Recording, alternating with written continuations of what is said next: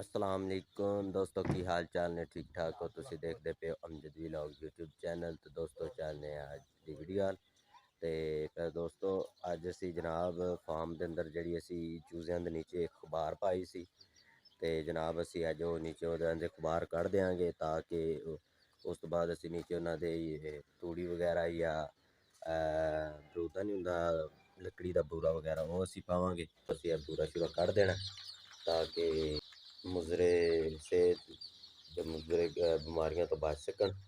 असी अपने प्यारे दोस्तों को कढ़ के दिखाने हैं।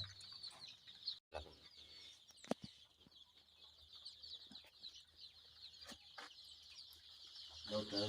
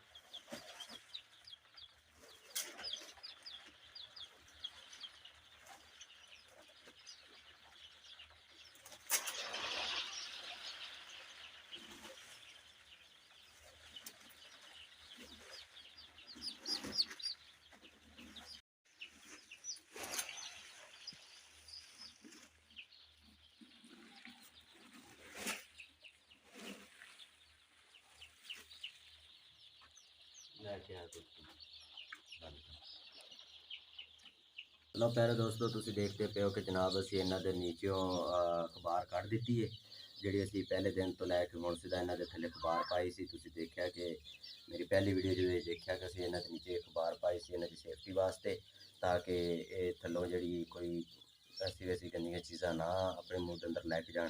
तो जनाब असी वो अज इन्हों के थलों कढ़ दी है मतलब उन्होंने थलों जी अखबार बिछाई सी असी उन्होंने थलों कढ़ दी। तो अज असी इन्हों के थेले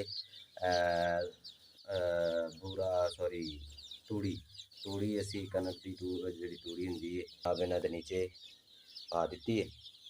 तो असी अपने प्यारे दोस्तों को दिखावे कि जनाब अज अस इन्हों के नीचे तूड़ी पा दी ताकि इन्हों की एक तो बीमारी तो पाक रहन जी दूसरिया बीमारियां मतलब किसी किस्म की बीमारी हो वो निकल जाती है। अल्लाह खैर करे इंशाअल्लाह असी इन्हों का फार्म की सफाई सफूई करते रहेंगे इन्हों सेफ्टी माहौल रखा करा। अल्लाह खैर रखे। तो हुण इन्हों के अगे जनाब मैं खुराक वगैरह सारा कुछ फिलहाल हूँ चुक दिता। इन्हों के बर्तन एक बारी अच्छी तरह सारे वाश कर देंगे धो के जनाब उन्होंने फिर अगे रखना। फिलहाल पहले भी रखते सन लेकिन हुण मजीद असी हुण इन्हों का थोड़ा जिहा शेड्यूल चेंज करांगे।